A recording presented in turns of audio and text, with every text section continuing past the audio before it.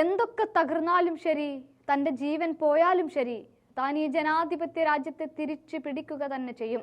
അതാണ് തന്റെ അപ്പൂപ്പന്മാർ പഠിപ്പിച്ചിട്ടുള്ളത് എന്ന മട്ടിലാണ് പൊളിഞ്ഞു വീഴുന്ന വേദിക്ക് മുകളിൽ നിന്നുകൊണ്ട് ജനങ്ങളെ നോക്കി അഭിവാദ്യമർപ്പിക്കുന്ന രാഹുലിൽ കണ്ടത്. ആ വീഡിയോ നമുക്കൊന്ന് കണ്ടു നോക്കിയിട്ട് തിരികെ വരാം. राहुल गांधी जिंदाबाद,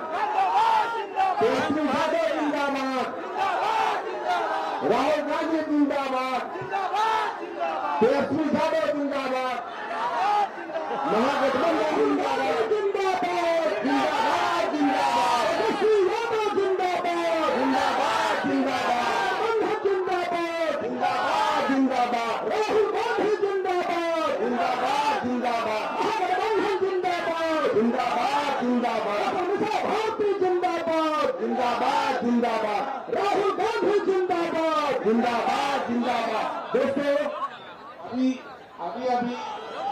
ഒരിക്കൽ ഭാരത് ജോഡോ യാത്രക്കിടയിൽ ആർത്തു പെയ്യുന്ന പേമാരിയിൽ അതൊന്നും വകവെക്കാതെ വേദിയിൽ നിന്ന് ആ മഴ അത്രയും കൊണ്ട് പ്രസംഗിച്ച രാഹുലിനെ നമ്മൾ കണ്ടതാണ്.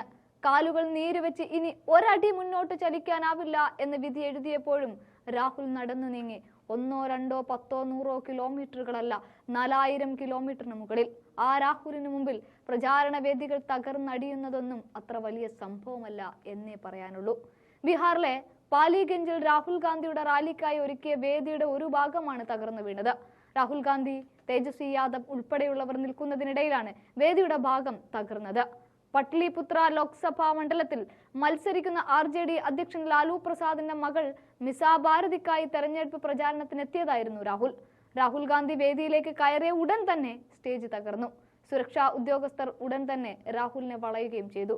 എന്നാൽ രാഹുൽ കുഴപ്പമില്ല എന്ന് പറഞ്ഞ് നടക്കുമ്പോൾ വീണ്ടും വേദി ചെറുതായി തകരുന്നതും ഇതേ വീഡിയോയിൽ നമ്മൾ കാണുന്നുണ്ട്.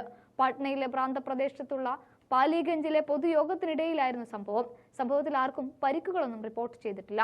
അവസാനഘട്ട വോട്ടെടുപ്പ് കൂടി പൂർത്തിയായാൽ അന്ന് തന്നെ യോഗം വിളിച്ച് ഇന്ത്യ മുന്നണി അവരുടെ അടുത്ത ലെവലിലേക്ക് കടക്കാനാണ് തീരുമാനിച്ചിരിക്കുന്നത്. തീർച്ചയായും ഇന്ത്യ മുന്നണി സർക്കാർ രൂപീകരിക്കുമെന്ന ആത്മവിശ്വാസത്തിലാണ് ഓരോ അടിയും മുന്നോട്ട് വെക്കുന്നത്.